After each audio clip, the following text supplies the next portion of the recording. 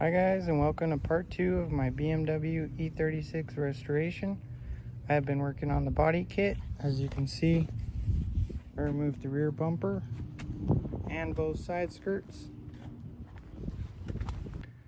So I was trying to put on the rear bumper and it's just not going on.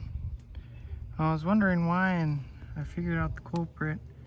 We got a glaba bondo, and then down here this has to be bent up flat, as you can see over here on this side. So that's why we're working on it. I'll get back to you when the rear bumper's on. We got the M3 bumper on. Right now I'm in the junkyard over in Rialto. Here we found an M3, but we're way too late. Somebody already took all the trim pieces, the front bumper. I didn't need it, but the rear bumper I needed the trim. And they got the whole engine. I was gonna try and take the valve cover. Beauty cover. That sucks. But what I'm really here for is actually a fender. That's over here. At least they have this car. It's just a stock E36. And that one is busted, but the fender we're going for today is the passenger. And check it out.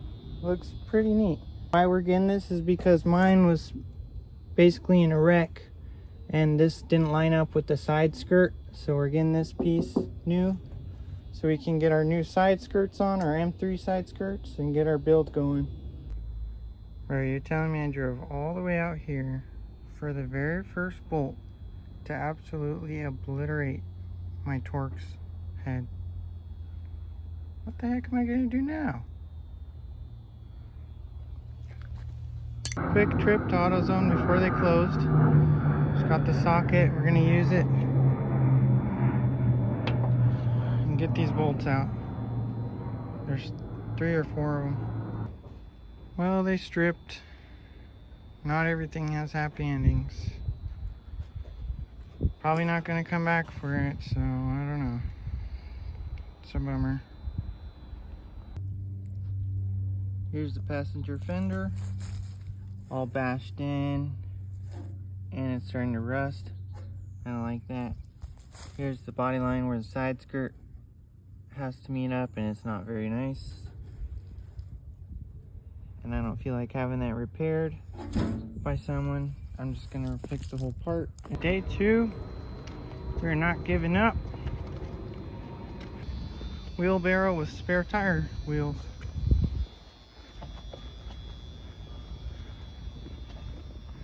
I think this is our row. Let's make it to the car first. We went ahead and just warranty replaced it because the other one, the tip of it was actually twisted. So this one actually worked for one of them, but the rest of them just stripped them even further. So for that I have this screw extractor bit set.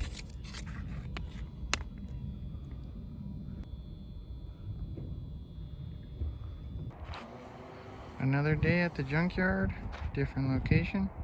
Check out this E36, they were working on it, probably getting ready to put primer on it and paint it. Here's the rollover protection system. I have to get mine reset to how these are down. But here you can see the module, Uber roll sensor. There's the electronics, make it work. So it's pretty neat. Another convertible. I haven't seen a convertible at the junkyard. But what I'm here for is the fender passenger. My luck has shined down on me today because I came here and just this bolt was the only one holding this fender in, and it's in perfect condition, no dings, scratches, it's not warped anyway, so that's perfect. Also, they have the hood and it's in pretty good shape, I would say. There's only like one ding on it, so I'm wondering how much that is and how I can get it home. But I would love to get that as well. Hood and the fender, and my car would be looking nicer. Today's a good day. We're going back to that junkyard that I just showed you to get a new hood. This is why I need a new hood. As you can see, all the damage.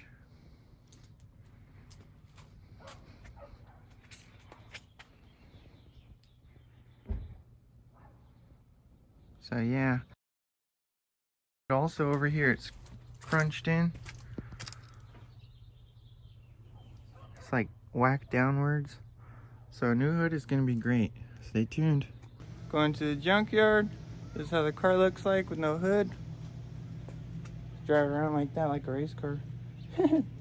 No thanks. But I did have to take off all these bolts, plastic clips to take off the hood liner. And we're gonna put that on the new hood. Okay, we're back from the junkyard. I was able to just load it in the back of that. So this is what it looks like. I haven't bolted it on. I did notice that there's a little dent. It's kind of like a line. Hopefully I can fix that. But it's not bad. As you can see, this corner is pretty nice. Not like how the other one was, all bent down.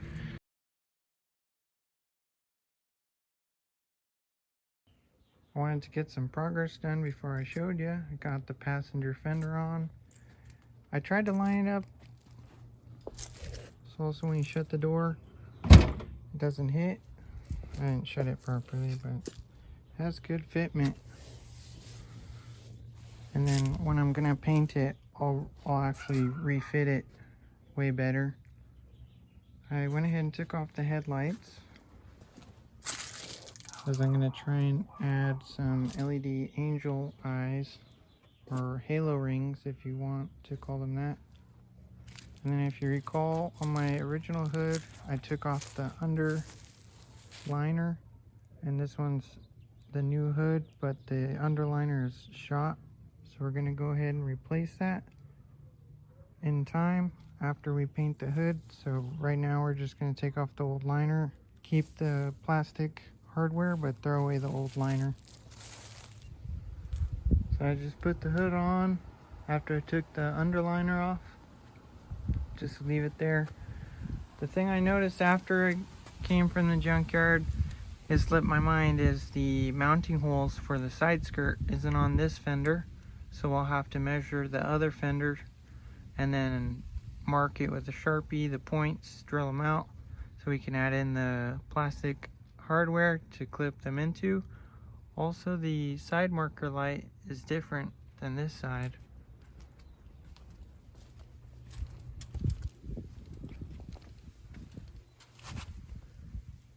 That one's just pressure fit, the other one has a screw in it, so I'm not too sure what I'll do. I might get the ones that have the screw in it and then just mount them onto both sides. So as you can see from this side, I went ahead and replicated using a tape measure and a Sharpie exactly where the points need to be drilled out. And then as you can see, I'm going to be replacing all of the side skirt plastic.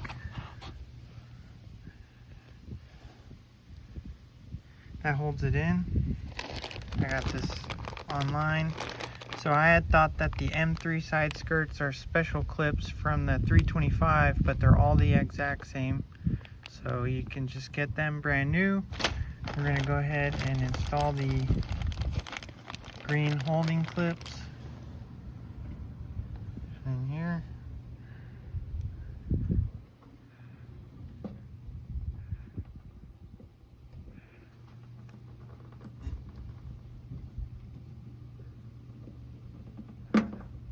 There you go. It does take some pressure, but at least they're brand new and not split or cracked to where it'll be loose and it can get out. So to get these out, I used a combination of a flathead and then a little bit of a prier tool. That's that side done. Let's go ahead and move on to the other side. Drill the first two holes and put the rest in brand new plastics. We're gonna go ahead and drill these holes.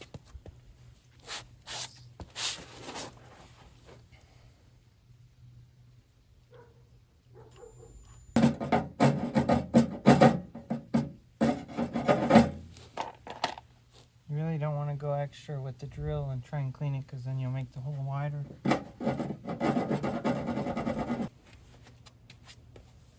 Got the hole, now we have the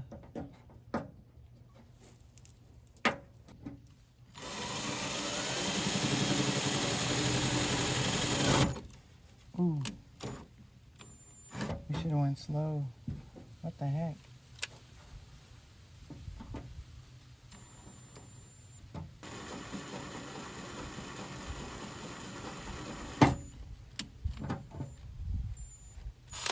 Man, did not go as planned.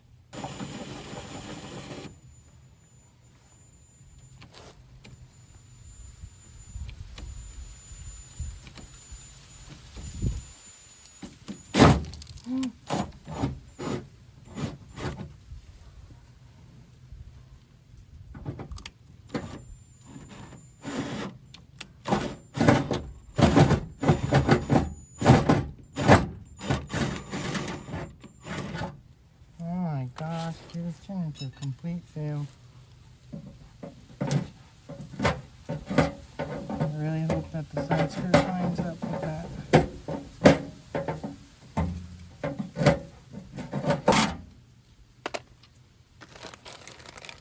Oh my gosh.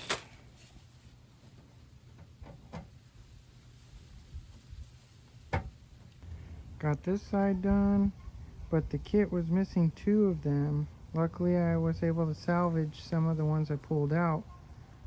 Kind of sucks, but hey. And then what also sucks is the drill bit jumping there. It's like a little bit off. Hopefully you won't be able to tell. And it's missing 2 of the white plastic clips. It's got 9 out of 11. So that's why when you take off the old one, you keep some of them.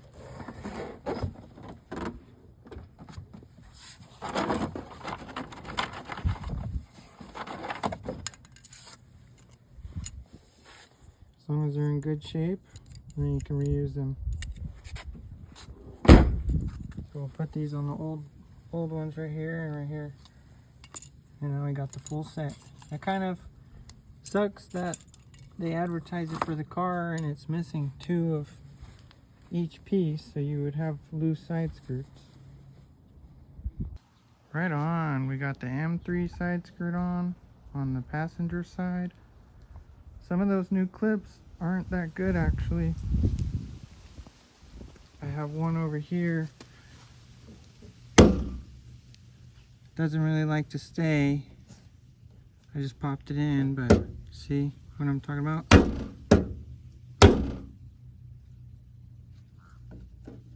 So that's okay. Kind of like a kid that's throwing off its shoes, but we made it work. And I think it's gonna look great in the end. Still need to buy the M3 trim for the rear bumper and both sides.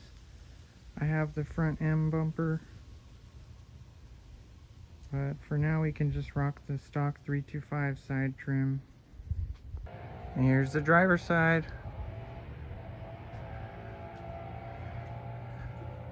I'm getting more excited the more I go. And remember how that drill bit jumped and went downwards? Didn't matter because it ended up perfect. It's just that gap from that one that doesn't want to hold. That's fine with me.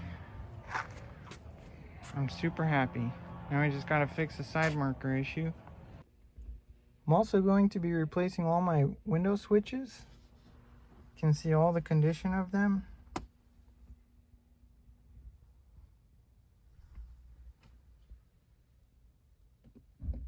So I went ahead and got this brand new. Has all the switches in it. Nice new arrows. And then I got this switch to replace this top part. Has the same bottom section.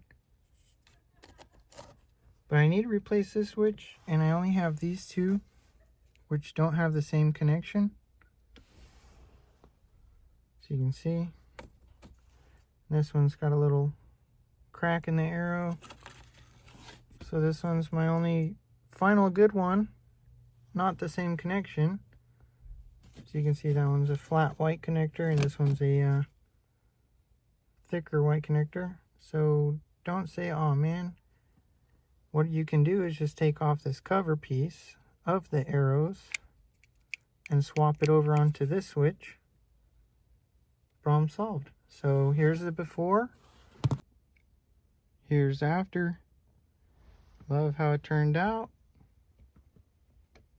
I still got a little bit more for this video planned. I went ahead and bought this set of jack stands and a jack made by Craftsman. Works pretty well. So we're going to go ahead and get the front wheels off, put the jack stands on either the subframe or the frame, and then we're going to try and start to work onto the steering rack.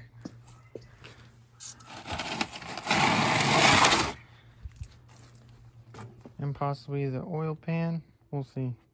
I was thinking about replacing my steering rack with an E36 3-turn to lock. But I'm just going to keep this one. I just need to get a new boot for it. Fill it with some boot grease. This one's only a 3.2 turn to lock, so there's no real big difference there. The only big difference would be if I got a Z3 rack, make it 2.7.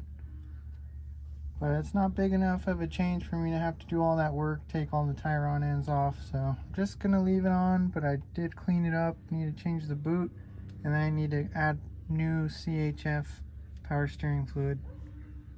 Here I have some brake calipers off of an E46 front. So they're a bit bigger diameter, the rotor, and bigger pad surface. I already cleaned them, degreased them. Now I'm going to go ahead and hit them with this silver paint that withstands up to 500 Fahrenheit. Brake calipers usually go 460-ish Fahrenheit, so that should be just fine for them. And then there isn't really any oil leaks. The only one is coming from my dang oil pan drain bolt. They kind of messed it up and they put some bad washers. So I need to drain the oil and then redo that by getting a new crush washer, preferably one with a gasket on it, and then that'll hopefully stop the leaking. I just washed and you can already see the oil coming out, and it's been making a mess on the floor, which is not a good thing. Finally got both calipers and rotors off. Here's one of the stock ones that I'm rocking, or I was rocking. And here's some of the E46 ones. They're a bit bigger in diameter, as you can see. More stopping power. And here's the new calipers off the same 46 setup. They almost look the same, the castings, but as you can see on the pads, it's a lot bigger surface. So yeah, I'm gonna go ahead and install these now.